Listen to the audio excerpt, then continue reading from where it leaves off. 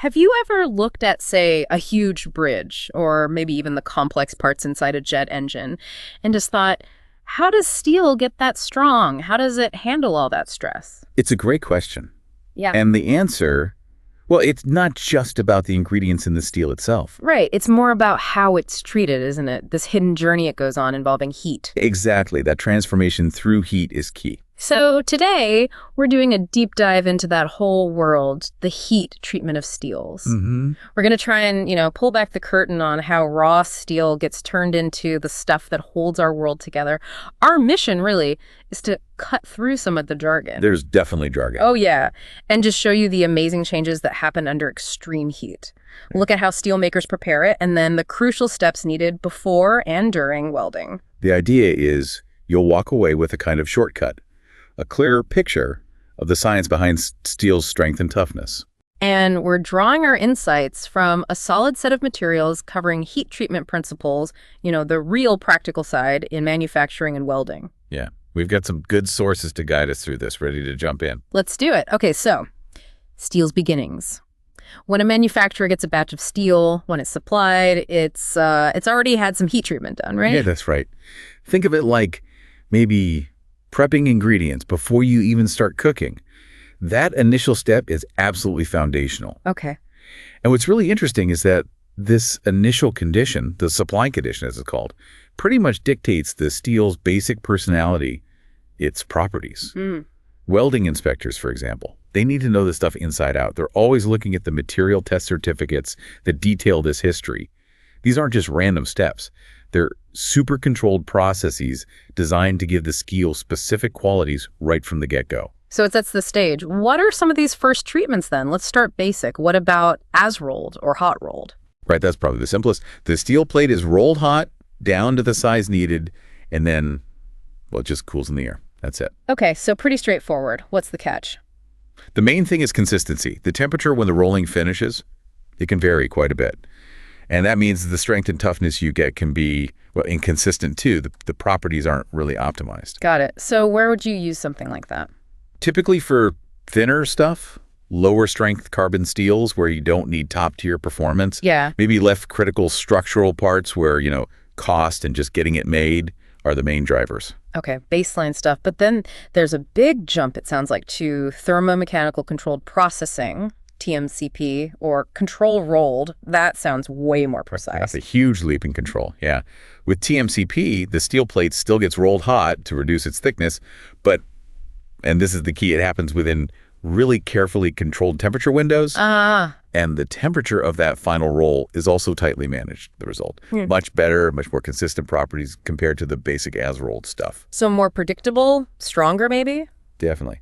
Think about high-strength, low-alloy steels, HSLA steels. They often get this treatment. And also some steels that need to be tough even at really cold temperatures, like for cryogenic tanks.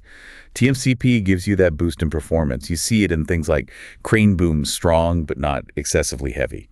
That's TMCP at work. Right. Optimizing the structure right as it's being formed.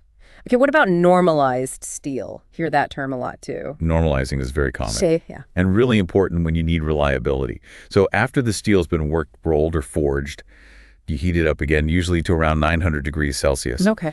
The goal is to get the internal structure completely uniform into a state called austenite. Austenite. What does that mean for the steel? Think of it as hitting a reset button at high temperature. The steel's atoms rearrange into this uniform, flexible structure.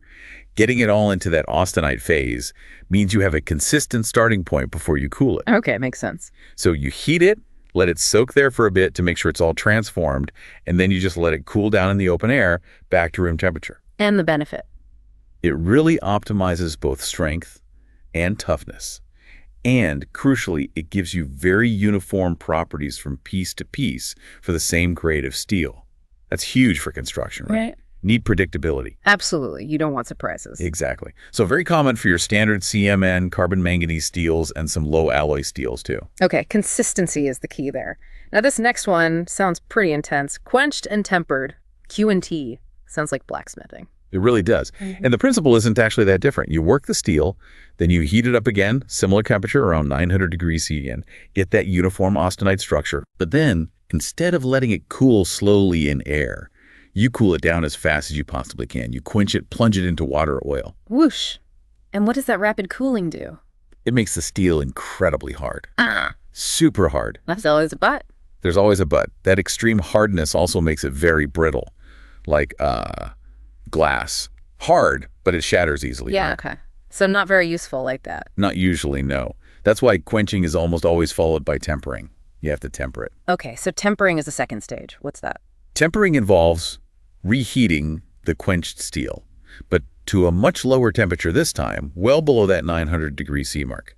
You hold it there for specific times, let it soak, and then let it air cool. And that fixes the brittleness. Exactly. It reduces the hardness a bit, but it significantly improves the ductility and toughness. It makes the steel usable. So quench for hardness, temper for toughness. That's the combo. Where do you need that kind of profile? High hardness, but still tough. Think high-strength applications. Some low-alloy steels get this treatment for better strength, toughness, or even where resistance like gears or cutting tools, maybe even armor plate components. Fascinating. It's like a two-step dance with temperature to get exactly what you need. Okay, next, solution annealed, or solution heat treated. Sounds specific. It is quite specific, yeah. This one's mainly for austenitic stainless steels. You know, the common ones like 304, 316. Yeah. The kinds you find in kitchen sinks, food processing, medical stuff. Right, the shiny corrosion-resistant ones. Exactly. Yeah. So after they've been worked, hot or cold, you heat them up really quite high, around 1100 degrees C. And then, again, you cool them very rapidly, usually quenching in water. Another fast cool. Why this time? This time, the rapid cooling is crucial to prevent nasty little things like carbides from forming as it cools down. These carbides can hurt the corrosion resistance and ductility. So the quench essentially freezes the steel structure in its most corrosion-resistant, most ductile state. Got it. Locking in the good stuff for stainless. Okay, one more foundational treatment. Just annealed. How's that different from normalizing? They both sound like heating and cooling. Similar start, different finish. Like normalizing, you heat it after working, maybe pressing or forging, up to around 900 degrees C again. Get that austenite. Okay. But the key difference is the cooling. Instead of air cooling, you let it cool down very slowly, usually right inside the furnace as the furnace itself cools down. Slow cooling this time. What does that do? Slow cooling does the opposite of quenching. It makes the steel really soft. It actually reduces the strength and toughness compared to normalizing, but it significantly improves the ductility. So super soft and easy to work with. Exactly. It produces a very soft, low hardness material that's ideal if you need to do more work on it, like complex cold forming or extensive machining. You make it as pliable as possible first, used for CMN steels and some low alloys, when that high ductility is the main goal. Wow, okay. So those are the treatments that set the steel up from the mill, but then you actually have to use it, build things, join pieces, and that often means welding, right? That's where things get really interesting and potentially tricky. All that careful work done at the mill can be affected by the intense, very localized heat of welding. Right, you're essentially reheating a small area very intensely. Precisely. And that's why we need another critical heat-related process, preheat. Preheat. Okay, so this is heating before you weld. Yes, exactly. It's a before step, and for many steels, it's absolutely essential for ensuring the weld holds up, both immediately and long term. The main goal is to improve the steel's weldability by managing those intense thermal effects. Okay, makes sense. So why preheat? What's the science? What problems does it prevent? Well, the number one reason is to control the microstructure, particularly in the weld itself and the area right next to it. The heat affected zone, or HAZ. HAZ, right. As that area cools down after welding, if it cools too quickly, especially in certain types of steel, you can form that hard, brittle structure we talked about earlier, martensite. The brittle stuff again. Yeah, very hard, but prone to cracking. Preheat slows down that cooling rate. It gives the steel structure time to transform into something more desirable, tougher, more ductile, less likely to crack as it cools. So it avoids that overbaked cookie scenario, lets it cool more gently. That's a good way to put it. Avoids the shattering. Another huge reason, maybe just as important, involves hydrogen. Hydrogen, how does that get involved? Hydrogen can sneak into the molten weld pool from moisture, maybe on the steel surface, in the welding consumables coating, even just humidity in the air. Okay. And hydrogen is, well, bad news for steel welds. It can get trapped in the atomic structure as the weld cools and lead to cracking, often delayed cracking, which is really dangerous because it might not show up right away. Yikes. The silent killer. Kind of, yeah. Preheat helps drive out any moisture before welding, which reduces a major source of hydrogen. But it also does something else crucial during and immediately after welding. By keeping the area warm, it increases the rate at which any absorbed hydrogen can diffuse out of the steel before it causes problems. Ah, so it helps the hydrogen escape, like opening a window for it. Exactly like that. It gives it a chance to leave the scene before it can do damage. Hugely important for preventing hydrogen-induced cracking, especially in thicker steels or higher-strength steels. Okay, microstructure control, hydrogen removal. Any other big benefits? Yes, managing expansion and contraction. Welding puts intense heat into a very small zone. That zone wants to expand, but the cooler metal around it resists. Then, as it cools, it wants to contract, creating stress. Right, it leads to warping or stress. It can. Preheat warms up a larger area around the joint. This reduces the temperature difference between the weld zone and the surrounding base metal. That means less thermal stress, less distortion, and a lower risk of cracking due to those stresses. Makes the temperature change less abrupt. Exactly. And as a side benefit, preheating can sometimes improve the actual welding process itself, leading to better fusion between the weld and the base metal. Okay, so preheat is clearly critical for weld quality. But how do you know how much to preheat? It sounds like it depends on a lot of things. Oh, absolutely. It's not just picking a number. The required preheat temperature is carefully calculated based on several key factors. Such as? Well, first, interestingly, the welding heat input. If you use a process with higher heat input, You need less preheat. That seems backwards. it does seem backwards. But a higher heat input itself slows down the cooling rate. So it's already doing some of the work that preheat does. Therefore, you might need less additional preheat. Okay, that makes sense now. What else? The steel's chemistry, specifically its carbon equivalent, or CE. Higher CE means more alloys, which generally means that steel is more likely to form that hard martensite structure on cooling. So higher CE means you need a higher preheat temperature. More risk, more preheat. Got it. Then there's the combined thickness of the parts being joined. Thicker material acts like a bigger heat sink. It pulls heat away from the weld faster, causing rapid cooling. So thicker materials need higher preheat temperatures to counteract that. Bigger mass cools faster locally? Okay. And finally, the potential for hydrogen. We talked about sources like moisture or consumables. Codes often use a hydrogen scale based on the welding process and consumables used. A higher potential for hydrogen means, you guessed it, Higher preheat needed to help it diffuse out. exactly. It's a balancing act, considering all these factors: heat input, chemistry, thickness, and hydrogen risk. So what are we talking in terms of actual temperatures? What's typical? For many common carbon and low alloy steels, you're often looking in the range of, say, 50 to 250 degrees Celsius. But it can definitely go higher for specific materials or very thick sections. Okay, 50 to 250 C. And how do you actually do that on a construction site or in a workshop? You can't just stick it in an oven. No, you need localized heating. Gas flames, like oxy-fuel torches or propane torches, are very common, especially out in the field.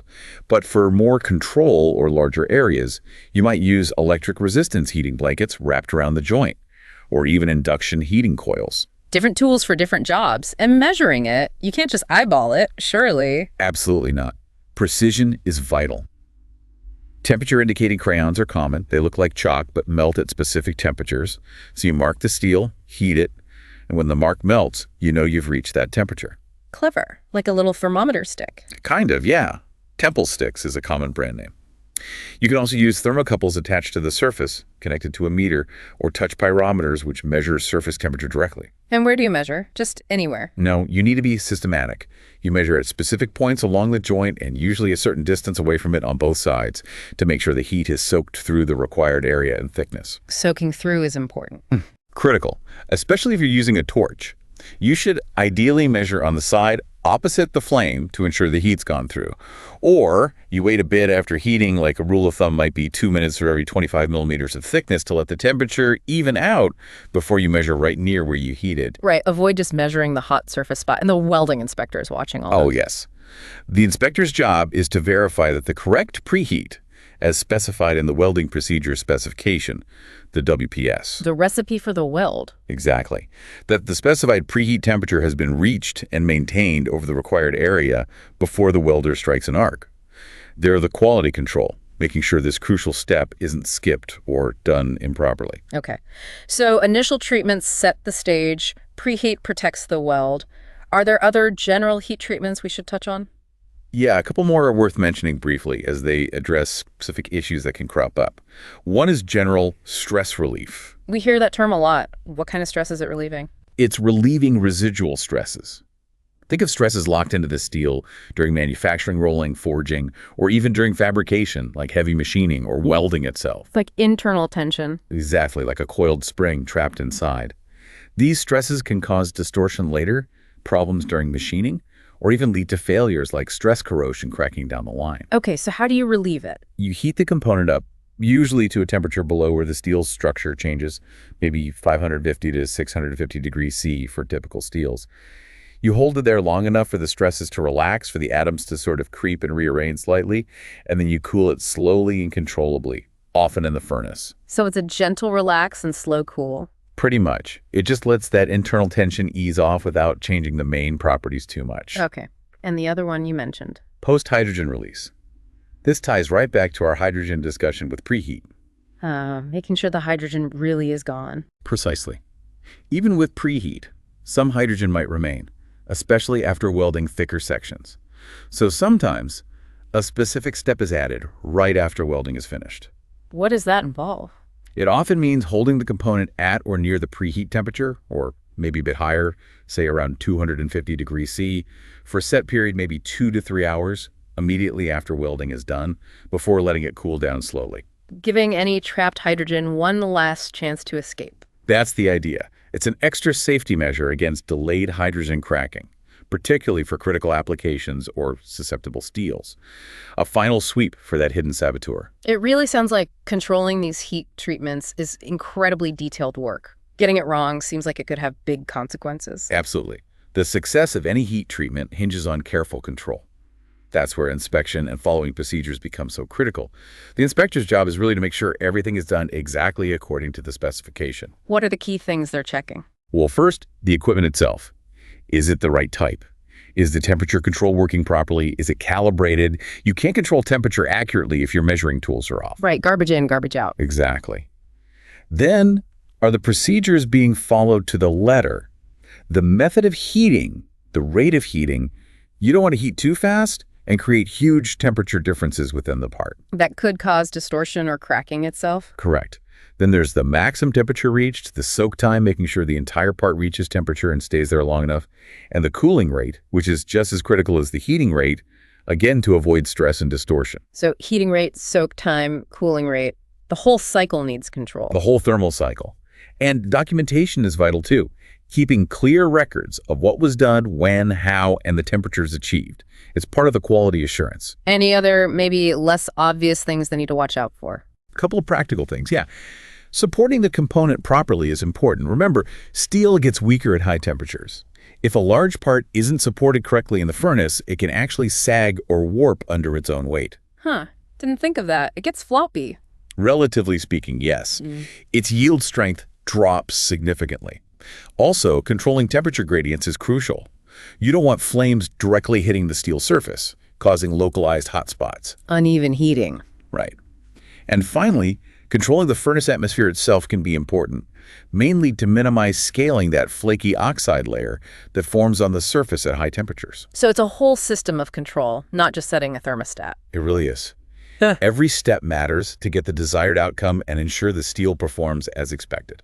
What an incredible journey we've taken today. We've really gone from the steel mill, looking at how those initial treatments like normalizing or quenching set the fundamental properties. It's in that foundation, yeah. All the way to the welding site, understanding why preheating is so absolutely vital to prevent cracking and brittleness, dealing with things like hydrogen. Tackling those invisible threats. It really shows how controlling temperature and time, often with incredible precision, is what unlocks the amazing strength and reliability we expect from steel every day. It really is. And understanding even a bit of this, I think, gives you a whole new appreciation for the engineered world around us. The buildings, bridges, cars, planes. It's not just the material itself, but how it's been carefully processed and treated. How its very structure has been fine-tuned with heat. Exactly. Fine-tuned for performance. So here's a thought to leave you with. The next time you see a massive steel structure, maybe a skyscraper frame going up or a huge ship being built, don't just see the metal. Think about that invisible journey of fire and control it went through. How does knowing about these hidden transformations, this thermal alchemy, maybe change how you look at not just steel, but other materials you encounter every day?